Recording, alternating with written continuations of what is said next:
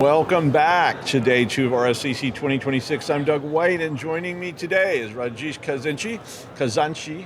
Yeah, I got it on the second try. The CEO and co-founder at ColorTokens.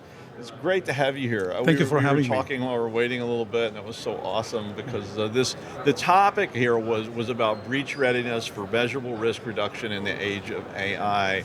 And there are so many things in that title. Yes. I think we could talk about every word of that title for about an hour a piece and still not be done, but we're going to try to do it in a short format.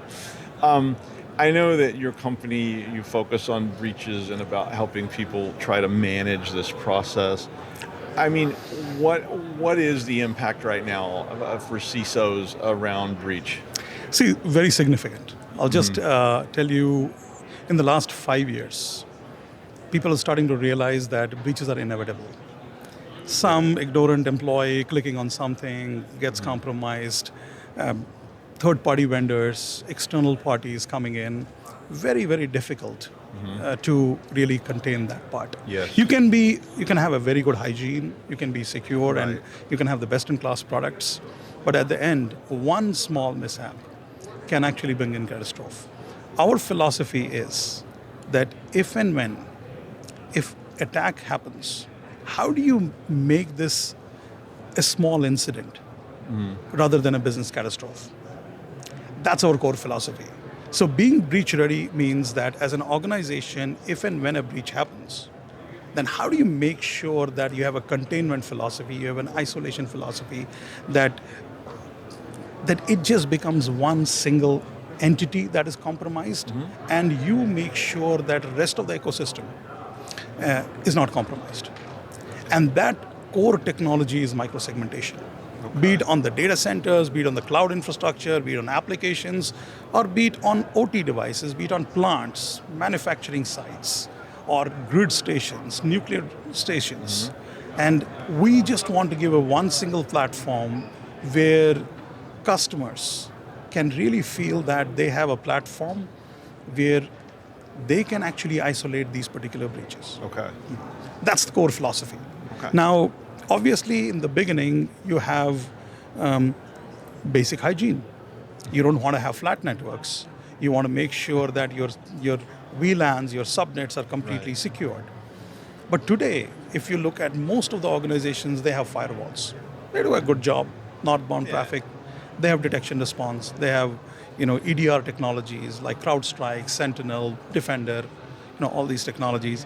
And then they have, SOC knock operations to look at all the alerts and notifications. Right. Then they have cloud security solutions. Right. And then they have SASE architectures, which is like to the tune of the common SASE vendors. But attacks are still happening. Because any time a compromise happens, they get inside, then they have unfettered access within the networks. Right. And our job, our focus is, how do we make sure that they don't have unfettered access? If a particular application or a user has to connect to something, they only have grant access to that and nothing else. Okay. So things that they don't need to know, they just don't have access to that. Makes and sense. The whole philosophy is microsegmentation there. I mean, I think that's emerged out of the zero trust, concepts. Yes, the core principle of zero trust. Do you think there's been a shift? I mean, when I first started doing that kind of thing with the disaster stuff, the general attitude from a lot of upper management was, this doesn't apply to us. And it did shift to, does this apply to us? To now, I think most people are acknowledging that this does apply to us. Yes. There's been a big tectonic shift in the last 5-6 years. And predominantly, a lot of the attacks are sophisticated attacks. Right.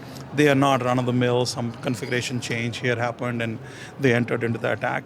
Today, attack vectors are actually happening through approved paths.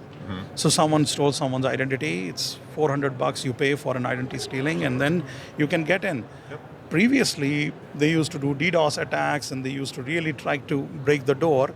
You don't need to break the door. You just get somebody's identity and you get in. And you are welcome to enter into their networks, and then you can steal. That tectonic shift, when people see those type of attacks happening, then they say, okay, it can happen to my industry, my vertical, or my company. How do I prevent it? And that's where this kind of awareness is, it's not applicable to, oh, I need to think about it. Then they double click on it and they say, this can happen to me as well. Yeah. And that awareness we are seeing, not only, there was an earlier reluctance on the CIOs and CISOs saying that, no, not applicable to me. Now, forget about them. It is about even board is starting to ask them very hard questions saying that, can you prove it to me? Can you show it to me? Right. And still there's a lot of hand waving happening, especially on that front. Right. I mean, I think, and I'll see if you agree with this, I think we're at the point where, so that the things you talked about, DDoS attacks and brute forcing and all these things that we used to teach people to look for. Yes. Which they should still look for. Absolutely. But when I teach intrusion detection, a lot of the stuff there relies on this kind of overt, Yes. somebody's banging on the wall and you're listening for the bangs and going, somebody's outside, we Yes. need to be worried. That has shifted to this very subtle, under Yes. the waves kind of thing. Should we just go ahead and assume now that we are going to be breached? Your main philosophy should be assume breach. Yes. And then how do I go about working through that entire path? So case in point, we have a very large supply chain logistics. The only reason they actually picked us because they have 330 service centers across North America. And their entire philosophy was, if one service center gets compromised, they just want to run business as usual. Mm-hmm. So their 328 or 29 service centers should be functioning completely. So in a connected world, it'll take you less than 5 minutes to compromise all 330 service centers. Absolutely. Less than 5 minutes. So first breach attack to actually laterally moving into other service centers takes literally no time. Yes. So their entire philosophy was, assume a compromise happens, how do I quarantine and isolate that then and there? That's why this breach-ready construct and segmentation concept is becoming mainstream. So assume breach and then start operating and defining these principles, irrespective of what industry you are in. That's essentially the core philosophy, in a way kind of zero trust as well. They say trust nobody, and then build that entire philosophy of implementing zero trust principles. So some of the modern things, like this sort of evolving network structure, there was a time when my breach world was one room. Yep. A cable fails and all the terminals go down. That's a pretty simple scenario. Yep. Like, everybody hang on, give me 5 minutes, I'll find the cable, replace it, we'll be back in business. But now we've expanded to cloud and other prim. Yes. Not just my prim, but somebody else's prim, and all those things are interrelated. And if even one piece of those things fails, in that long chain of this thing talking to that thing through this thing and those over there, we suddenly see a disaster emerge that is not as simplistic as these old things that we were looking at. How do we deal with that? Great question, by the way. I'll give you an example of a hospital chain. Okay. They came, actually really managed well. They said that they do this exercise once in 3 months, where they just want to be up and running within 40 minutes. Okay. That's their cutoff time. Okay. And they do these particular red teaming, blue teaming, plug it out, and really see how data recovery happens, how they can actually bring up the EHR, EMR applications up, and the maximum time is 40 minutes. And they know that. Yes, 40 I'm happy minutes. that they know that. I was so delighted to see that. But during that entire conversation, what happens is if data gets encrypted, what do you do then? Let's say you have storage, you've stored the data, Right. and they store it at a particular frequency, Right. and they encrypt that data for last 2 days. Okay. So they can go back to the D-1 Okay. or -2 or -3, whatever you. But then a lot has changed in the last 2 days. Think about it. So then they actually created a technology. They said, Encrypted data needs to be managed separately. How do I put a double encryption on top of it? The long story short philosophy is you start really looking at each and every element in the cyberspace and say, if this breaks, what happens? If that breaks, what happens? And it's a continuous philosophy. Yes. You can't actually build a robust cyber practice just saying that, okay, let me have a firewall, let me have detection response, let me do an application security, and I'm done. Those are tools. They cannot actually give you a complete security unless and until you have core design principles.